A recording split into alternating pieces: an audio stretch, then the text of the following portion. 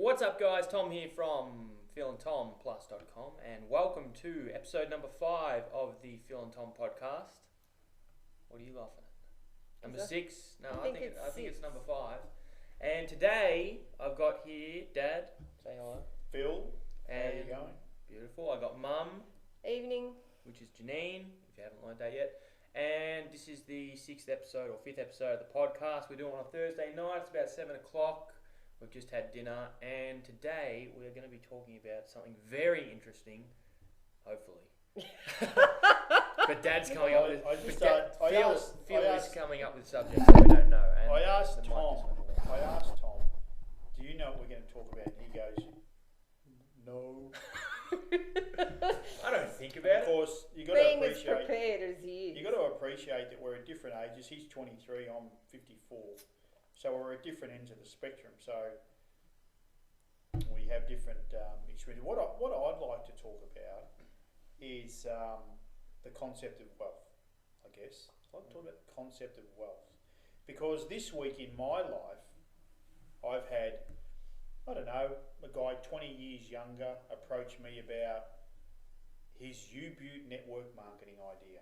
It's just been, and we spent 2 hours on the phone. And how do you think he sort? I just noticed. I'm thinking, he got a bit annoyed at me, probably 6 months ago because I wasn't responding to whatever idea he was doing then on the internet. Mm. And I noticed that he's sort of clicking a like and sniffing around, and then sends me a message. We need to catch up. Isn't that interesting? Mm. And so he's pretty excited about his U-Butte network marketing idea. Yeah. Now, only last week I was also approached by someone on Skype. The guy's scratching around on Skype, and so he sends me a message and he says, "Hi." I mean, don't you hate that? I mean, what is that? Mm. What would I respond to that? Hi on Skype. Is this a new contact? There's some guy on Skype and he goes, "Hi." Bro, he's only trying his best. Anyway, so I respond. It's a natural response, and I say, Hello back. "Are you on my list?" Because we send out emails all the time, and I basically am always saying to people, "Contact me on Skype." So it could be somebody on our list. So I say, "Are you on our list?" And he says, "No." But you can be on mine. Gladys Kravitz over here. Look at it. Unbelievable. I got all the big jokes, right? Just remember that. Tom thinks he's the comedian of all the big jokes. After yesterday, I don't think so. Anyway, I can see that I'm just going to actually dominate this podcast. Well, you haven't even got through the introduction Get yet. to the story. Everybody wants to know just the story. So what did he say? So I say to him, I say, "Are you on my list?" So he You says, said that 4 times. "That's right. Are you on my list?" That's the 5th time. And he says, no, I'm not. I go, "Okay, well," so I say, "Well, do you mind if I ask why, what's the connection for?" like, what is the connection? "I just thought you were a good bloke." That's his response. And I go, "Okay, fair enough. Are you an internet marketer?" He responds, "Of sorts. I'm a network marketer."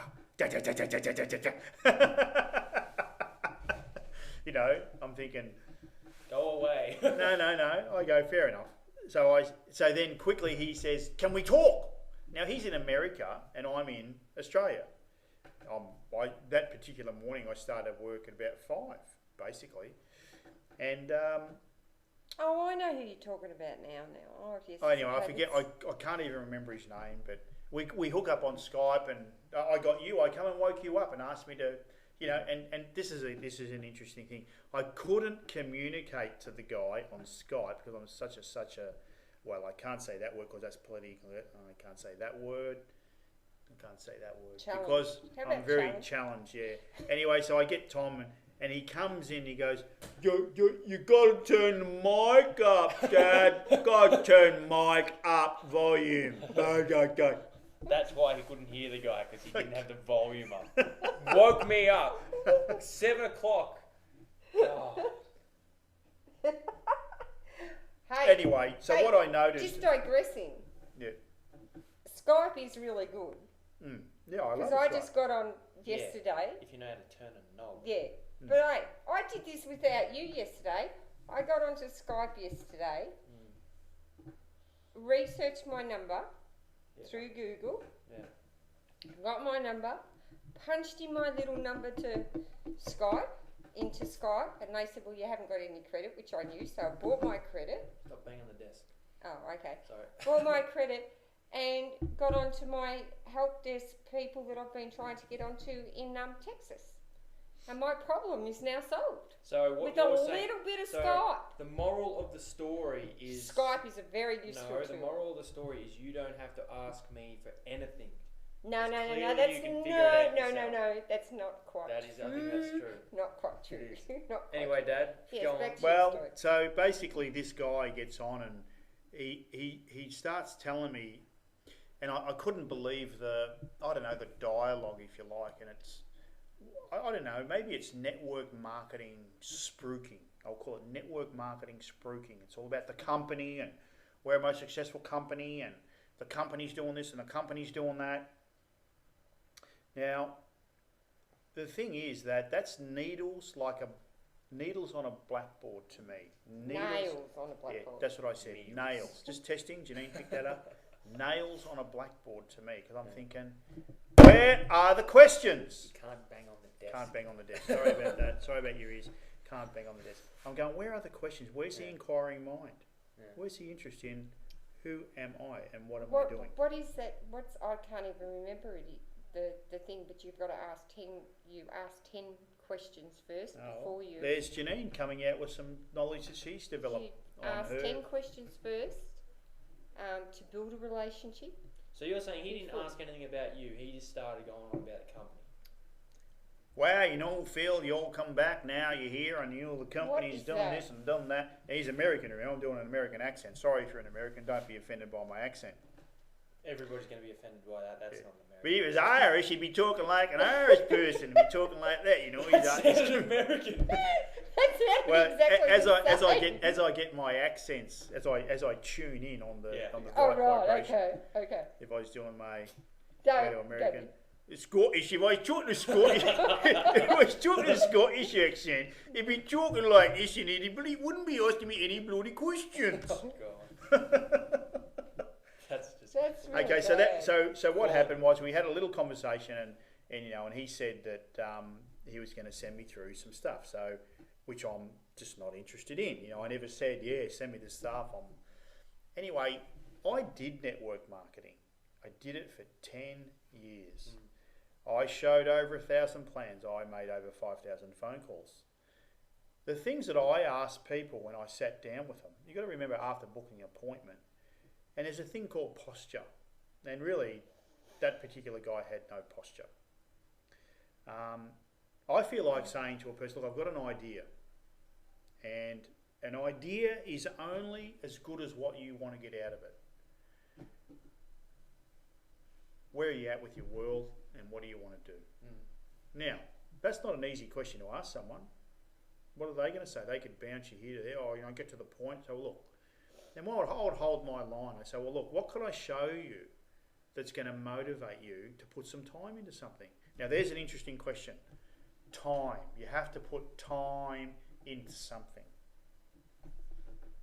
And I might ask the question, I say, well, have you ever thought of becoming financially independent? Because you've got to imagine I might be sitting at their kitchen table, or I might be sitting in their office. Have you ever thought of becoming financially independent? Now, that's a great question.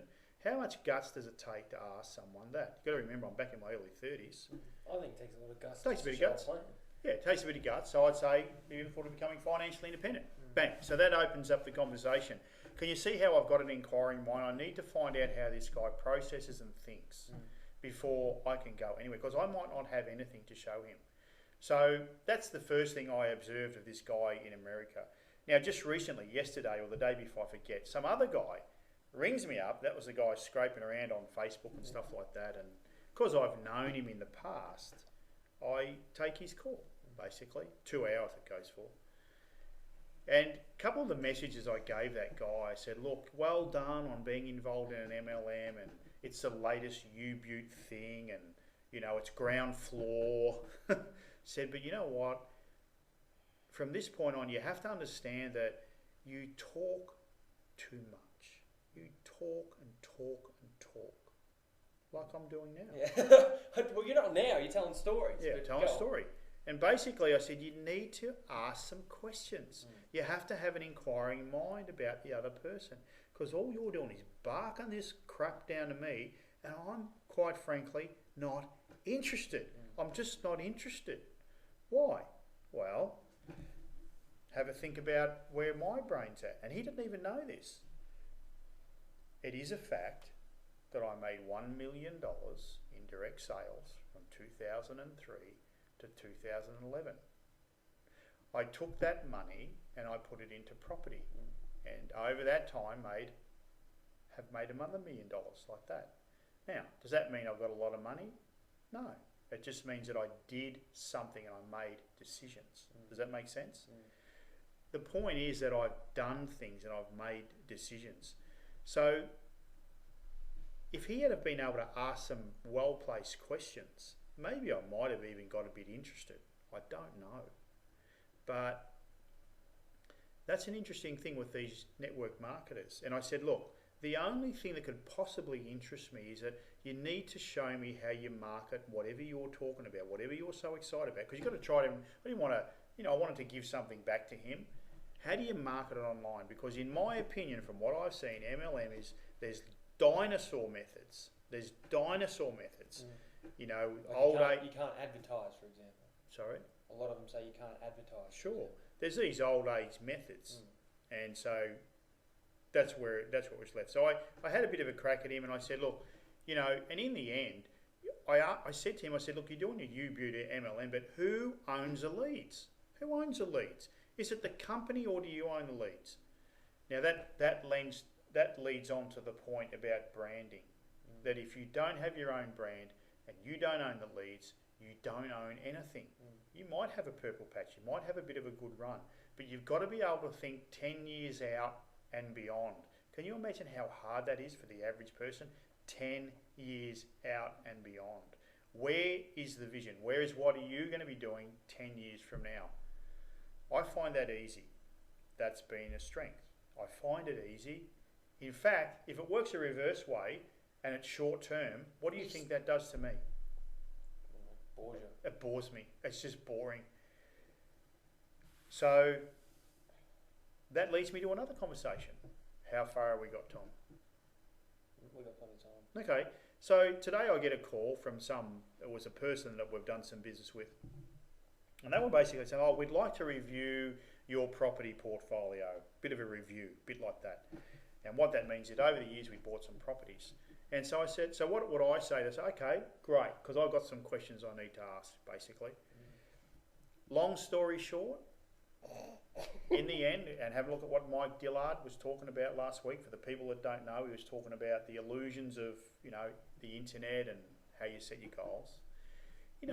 And it fits into the Robert Kiyosaki type of things, is that, wealth is measured by how many days you can survive from this day forward. And you can say this so many times that you never get sick of it without having to work a day-to-day job. Wealth is measured by how many days you can survive from this day forward without having to work a day-to-day job. That's a financial way of looking at it. And so the way that I was trained over the years is to have this long-term view, invest in assets. And so the way that I was trained is to say that when you go to sleep, how much money are you making tonight? I think that's an interesting concept, because Mike Dillard was talking about this idea of investing in property, and I think he used the figure of $16,000. I signed some papers and I made $16,000 each year. Is that what he said? I forget. Yeah, it was $32,000. He said over 2 years. Now, I think that's an interesting thing, because that's how I think, and it's been hard for me to look at this internet marketing, online business thing, and I'm trying to sort of get my head around what are these guys talking about. And there's so many what I call smokes and mirrors, and there's so many illusions. Because if I'm going to be building a business, I don't want to wind people up. I want to just tell them the facts of the matter. Now, the facts of the matter are you need to be in your own business. So let's write that down. The facts of the matter are you need to become an entrepreneur. The facts of the matter are you need to deal with your past, because that's going to really hurt you.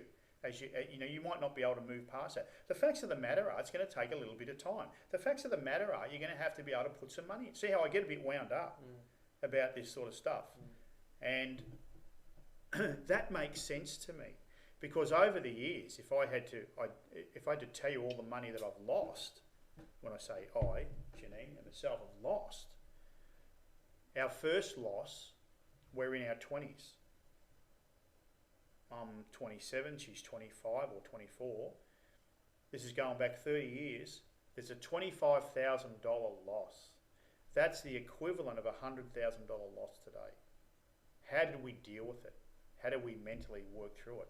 Because at the time, there were family members involved. Now, that was a great thing at that time, because what we learnt to do was just to accept, forgive and love. Now, I'm going into some spiritual stuff there, and so we just let it go. And by letting it go, the beauty of that was it never hindered our relationships with those family members, because we just let it go. So ask yourself this question: if you lost $100,000 today, what would you do? How would you feel? How would you treat those people? I heard someone the other day, I won't go into the detail, but they were just barking at someone else about money, about how much money they owed them and stuff like that. And so that, there was something else that I read this week, and it was like this idea of what's true freedom and what's real enlightenment, like that. Now I'm slipping over the fence again. And so this true freedom and real enlightenment was along the lines of, judging, being attached to judging people, being attached to things in general, like money could be an interesting thing, resisting things. So this idea of, true freedom, so there's a material world, and they talk about money, blah, blah, blah, blah, but there's another world, isn't there? There's a spiritual world, or the word of energy, the word of the soul, the word of your essence, etc., etc., etc. And when you're attached to money, I don't like that. I just don't want to be. I don't want to live like that, basically. So, because I think like that, it gives me great freedom, and I don't have to be. I don't have to be attached to money, and that means that. The question, how much money have you ever given away? How much money have you ever just given away for nothing? That's an interesting question, because some people can't do that. Like today, there was, now you're making me think about it. I was up, because I go into the office during the day. Am I going too long? No. Anyway, so there was a guy, we were just, and I've basically taken transport into my city office. I've driven in, I've taken public transport. Now at the moment I take public transport because I get to do this and I get to do that. Anyway, I'm waiting for my public transport, and there's a guy walking around to everybody asking for money. And he looked a bit bedraggled. Is this up at the train stop? Yeah, and he goes, you got some extra money? You got some extra money? There's got to be 50 people. And so we all know that everybody has $1. Would you agree? And so, I watched him. And so there's an admiration I have for that. I go, wow, what is that? What's going on with this guy's life? And he has is it desperation? Is it guts? And he goes around, he asks every person how many people gave him money. None. Really? No, not one. But in the end, before I got on the tram, I thought, not that I'm a good bloke and like that, because I'm a bit of a prick sometimes, but I just said, hey, mate, I just gave him $1. Because I thought, you know what, well done. I know what it is going on in your world, you're worth $1. Now, I can tell you that the most that I've ever given those people, I've given $100. $100. There's people that sit outside even today, and I watch them. I don't know what I'm going to do, but there was this one lady at the train station. This is going back a few years, and I gave her $100 just to. Now, you were going to swear. Now, was I doing that for her? Here's a great question: was I doing that for her, and she had a little sign, or was I doing it for me? Well, this is an interesting question because I said this today with Mum. I was just being arrogant. I was just trying to be, a smart ass. I was trying to be a smart ass, and she was saying, "Oh, can't you do this for me?" And it was something that she was joking because it's not something I don't know how to do, like do Social Monkey or something. And I said, "No, Mum, I'm going to be selfless here and not do it because I forget the reason, but what were we talking about? I forget what we were talking about. I was giving that person $1 in the thing. Oh yeah, Mark Hoverson said it. I think it was Mark Hoverson. Right. He ended up saying, I think this is in Solomon CEO, and he's talking about, maybe it wasn't him, I can't remember. He's talking about giving people money, charity and stuff. Yes. Oh, that's right. A kid came up to him from a church saying, "Look, I'm doing this project. I need some money for it." And he said, "Well, look, I could be the big hero." And I could get all the praise for giving, because I could just give him the money. It's like $1,000. It's nothing to me because I'm a multi-millionaire. I could be the big hero and do that. But what is this guy going to learn out of it? Sure. So, and then he went on to say how he taught this guy and stuff like that. But I think that's what you're talking about. You could be the big hero. Well, I was the big hero, right? And I can tell you, I'm not like Mark Hoverson. I didn't want to teach this guy anything. I just wanted to give him $1 because I admired the way he went around, right? And he asked everybody. And I thought, it is nothing. It is irrelevant. It is nothing. So I didn't have the big grandeur thing from Hoverson. And I agree, I can see where Hoverson's coming from.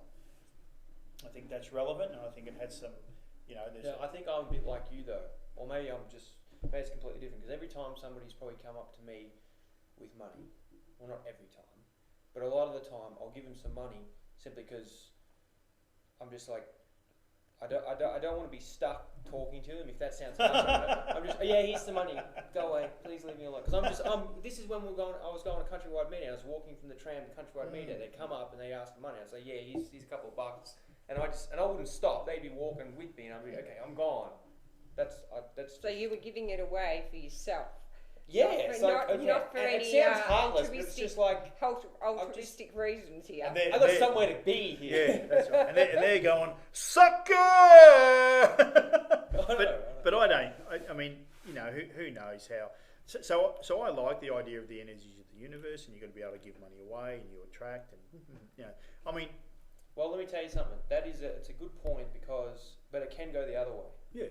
I can go the other way in the sense that I think I'm not attached to money. And the reason I talk about money all the time. I want to be wealthy. But the one thing that I know, I'm not attached to money. When I made that $4,000 at Countrywide Media, first of all, I spent it like crazy. I think it was 5.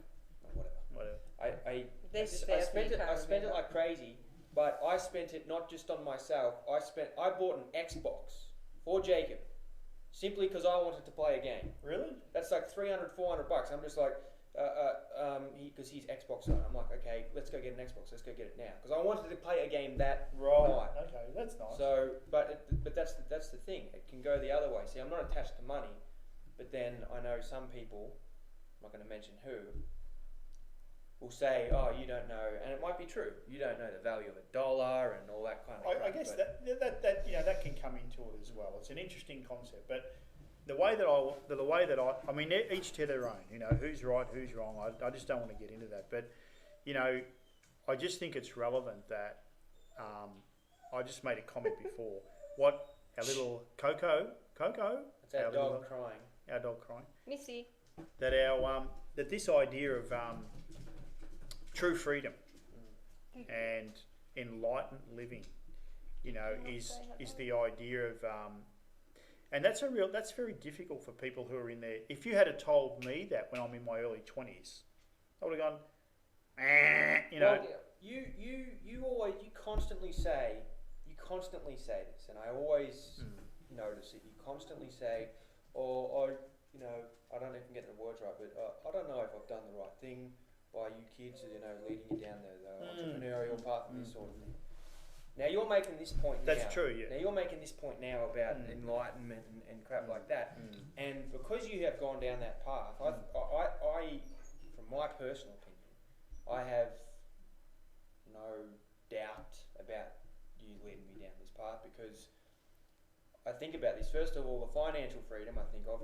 I was thinking about this just the other day when the Mike DLI videos came down. Whenever I first watched those, which was maybe 2 weeks ago.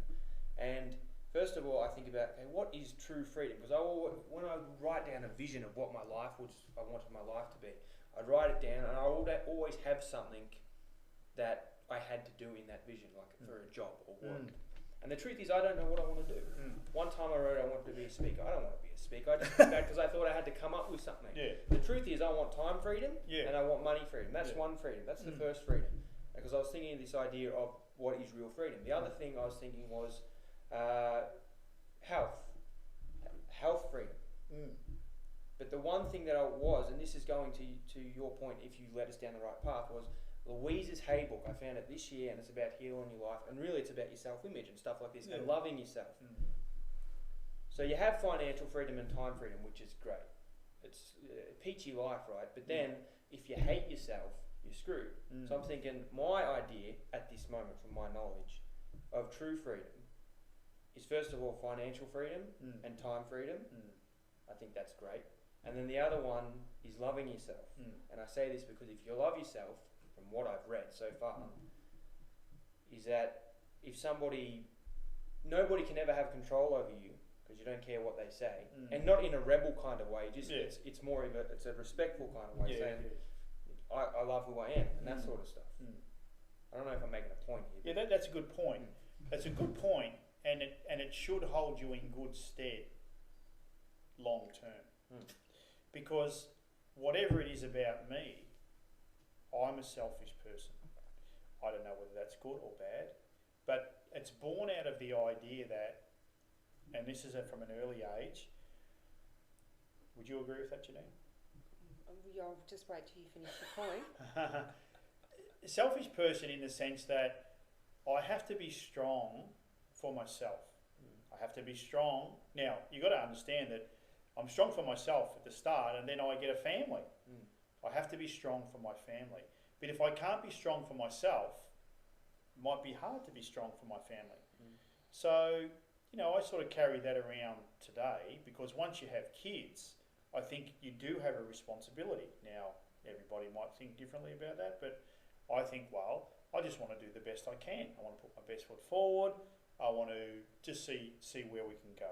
Now, we're not rich, or we're not. I will say there's a level of wealth, but it's largely mental wealth. It's where you have this awareness. You have this. I don't know. There's a sort of a certainty in how you think. That's a nice position to be, basically. Now, if you can have some material wealth along the way, like, would you say this house is fantastic? In the normal sense, no, I wouldn't. It's not. But what happened is that I'm mentally dead to grandeur like that. It doesn't interest me, basically. In the materialistic sense. But I can understand how some people, it's important, from an image point of view. So I tend to be looking at, I think I was saying to this guy the other day, I said, look, if I was with Bill Gates, if I was with Richard Branson, if I was with Rupert Murdoch, I don't give a shit who you are. I don't give a shit how much money you've made. It is irrelevant to me. Who are you? Tell me now, who are you? And speak. And so even as I say that, there's this power that comes through that this material stuff and your money is irrelevant. Who are you to your family? Who are you to yourself? Tell me how you think. That's what I'm interested in. That's a nice thing.